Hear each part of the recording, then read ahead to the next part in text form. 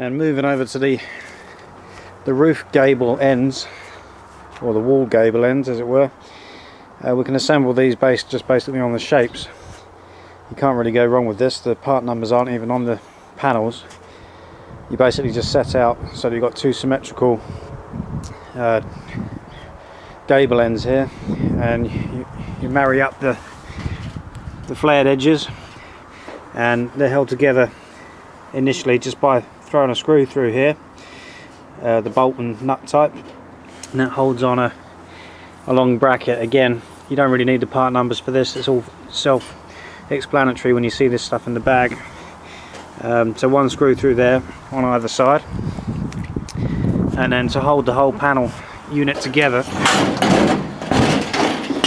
you have these channeling sections, which are part numbers 60318. Again, there's 4 of these. They're fairly obvious once they marry up to the panel and they run the length. They meet halfway, and the screw goes through from the inside through each of the available holes on the large and the smaller sections. This again here, these don't even have the part numbers on them. Again, they're fairly obvious when they're in the bag. There's 4 of those, and they just marry up in a symmetrical fashion so that the flares are facing to the outside. 4 screws, and that's that part complete. All of the screws have the washer on them, except for the bolt type ones up here and here. And then for the door channeling, so you'll only have a door at one side of this. You need this section here, which is a right angle panel, 61502. That basically comes up centrally on one of these gable ends, and the screws pass through from the opposite side into these channels here, which the screw bites into the smaller holes on this side. There's 2 of those which make up the door slider set. A bit difficult for me to hold that all together in one go, but I'll show you once I've got it screwed together. The instructions is saying that I only need to use 4 screws, and only through this right angle panel and into the channels to hold it in place. So there's either a reason for that later on in the instruction build, that we might be adding more screws, or it might just be an error in the instructions. But either way, I'll assemble that and show you what it looks like. The opposite end doesn't have the door, so that just remains with the channeling holding the back side of the gable together with the screws, and plus the central tail unit there that will be used, I imagine, to support the ridge beam of the roof. So I'll get together this door channeling and then we'll come back to that. Here we are putting in the plastic runners, which I'm assuming the doors will hold on to. They have to be put in a certain configuration. They are made up of a crescent shaped piece of plastic with a hole and a pin, symmetrical on either side, but they have to go in a certain order, and that order, as per the instructions, is as follows: with the curved edge of the crescent facing downwards away from the pitch of the roof, you have a hole at the top left and a pin at the lower right, and then you just need to match that up with a mirror image for the next one. So the 2 pins are closest together. That's lower right pin, lower left pin. That completes that step. And then for the next 2, the next pairing, again you go for a pin on the lower right again, same as you did this side, and then you match it up with its partner with a pin on the lower left. So you've got one pair with the pins together and another pair with the pins together, each on the lower side. And you may need to tape those up in order to stop them falling out during the rest of the assembly. But that completes that page of the instructions. We'll move on to the next. Okay, we're on to the next page. Still building part of the roof structure, I guess. We're on to 502.14 for these panels, and altogether I think there's about 6 or 8 of these units. we're going to deal with this first one. Just a pair of these to begin with the folded lip at the top, and same again with this one. We need to overlap these beams by 233mm, which, to put it into an easier school of thought, you skip out these first 4 holes, and you skip out these first 4 holes, and you just marry up the first or the second set of 4. So, and you can do that either way around.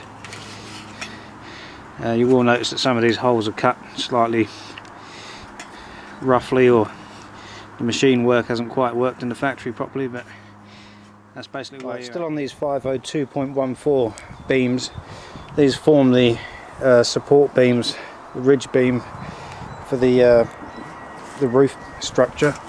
And basically you've got 2 pairs. You've got 502.14 overlapping the same panel again by 233mm. The same again with this one. And then this one is going to be a structure of 4 of the 502.14 panels. You basically need to have the folded edge faced out to the left for one pair, and folded out to the right for the other pair. And then again they overlap by 233mm, so that you end up with a side profile of a T shape. Now with our roof supports and the ridge beam, we can start assembling the gable ends onto the ridges. And this central one, the T profile one, which supports the middle of the roof, or the ridge board as we could call that, we basically slide that support bracket, the quadrilateral support bracket that has this shape to it, that goes up through the middle of the T shape on these two. Once you've got that in, you can then apply 2 of the bolts through the holes that line up, and that sits just underneath the lip of the gable end. And for the 2 side ones, we have to push those down in between the gap that makes up the gable shape, and then 2 bolts will go through the folded lip of the gable shape, and then you can bring up the support bracket that we added earlier, and that will line up with the second hole in that remains. With all of the 3 ridge beams in place, we've now got a roof structure starting to take shape. I've already put the other lower eaves level support across the back there, and I'm just about to assemble this side. Now these part numbers are called a 501.14.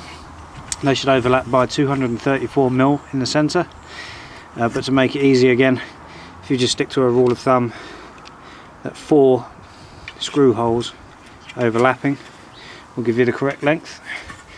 And then once they're together with just 2 screws according to the instructions, you can then, for each end,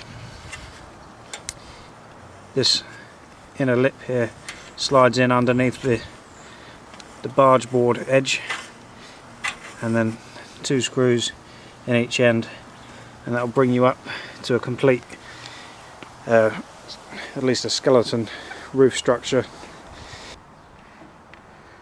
So with all the framework together, we can now move on to the panel work. Prior to doing that though, you must measure from corner to the opposite corner, and the same again for the far corner to the near corner. Make sure those measurements are equal, and then that's the frame squared up. You can then add the panels as per the instructions. At the front edge here, where we've got this overhang of the roof panel, that's a 204, then there's 201, 201, 203, and then you do a, not so much a mirror image, but a flipped image for this side. It goes a 203 at the front, and then 201, 201, 204 at the back. And then once you've got one side of that on, it's going to make the roof structure rigid and clamp it down in a square position.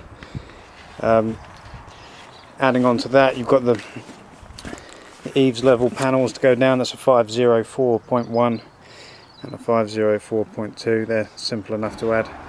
This is the roof panel work complete. We've got all of the panels on for the main roof structure and the ridge caps. These go in a certain order. We've got 50307 and then a 50207. Basically you just follow the instructions for which ones go on the front edge, which ones go in the centre and which ones on the rear edge. We've got the Yardmaster badge over the front here. That's all fairly straightforward, and on both sides these finishing panels that screw down onto the overhang of the roof sheeting, and that pretty well completes the roof structure. I believe there is some finishing touches to be done to the corners with a couple of plastic corner pieces to take away the sharp edge there. I'll add those afterwards, maybe once the roof is all the way up on the shed itself.